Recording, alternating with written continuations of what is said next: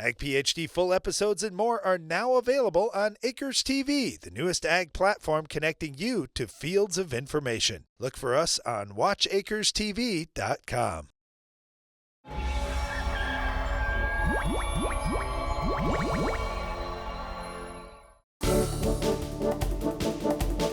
Each week during our Farm Basics time, we talk about something that is fairly common to us as farmers, and then just try to relate it to you if you are a non-farmer, and maybe give you a little farmer perspective here too. So our topic today is piling corn. When you're driving down the road and you see these corn piles, we have a little bit different angle on this than others because we used to own a grain elevator years ago and pile corn ourselves. Well, you might be thinking, wait a minute, why would you pile corn outside in the elements when you could just put it in the grain bin? Well, I agree with you completely. If you've got grain bins, it makes no sense to pile outside. You should just put it in the bin. The problem is, in the United States, our yields have gone way up.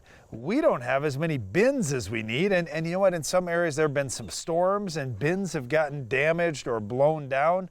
There just isn't enough inside storage for all the corn we're raising. So, for temporary storage, what grain elevators and even some farmers will do is just pile up the corn outside. Now, here are a couple of tricks that we learned pretty fast in the grain elevator business. We would put lime down before we would pile that corn. And the reason why is we don't want to have moisture wicking up from down below that ground and contaminating the bottom of that pile so much. We want that water to hit and then run off. So you usually want some kind of crown there. You want good slope. You want good drainage away so the water can get away. Then you're in pretty good shape. Well, water coming up from the bottom is one thing, but water coming from the top is really for sure going to happen. Either you're going to have rain, you're going to have snow, you're going to have something. You've got to have one peak on those piles. You'll notice many of them look like a pyramid, and the reason why is so they can shed water. If they've got peaks and valleys, in every one of those valleys, they would see some spoilage because the water would settle there and soak down into the corn.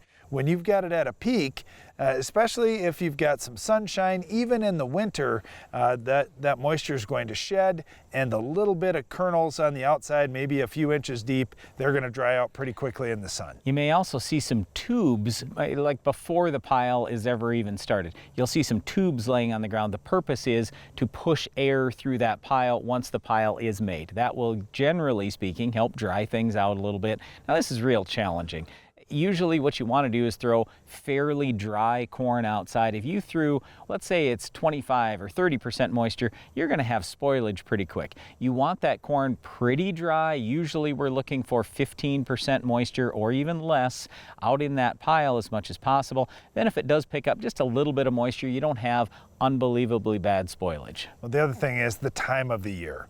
Corn piles, you don't see them normally in July. When you see them is late into the fall when the temperatures are dropping. If you've got cold temperatures, or especially if you're below freezing, you just aren't going to have much of an issue with spoilage in a pile. And in the spring, a lot of the grain elevators try to get their piles all picked up in January or maybe February before things start to warm up to avoid the spoilage. Every grain trader out there, and quite frankly, every farmer wants to know how much corn got produced in the U.S., because that usually determines how high or how low the corn price is going to get at some point. Well, one way you can get a halfway decent idea is just driving around the country and seeing how many grain piles there are. If there are lots of piles, that's telling you we got lots of extra corn that was produced this year. And the best way to grow some extra corn is stop all the weeds in your cornfields. We'll show you how to stop this tough weed later in the show.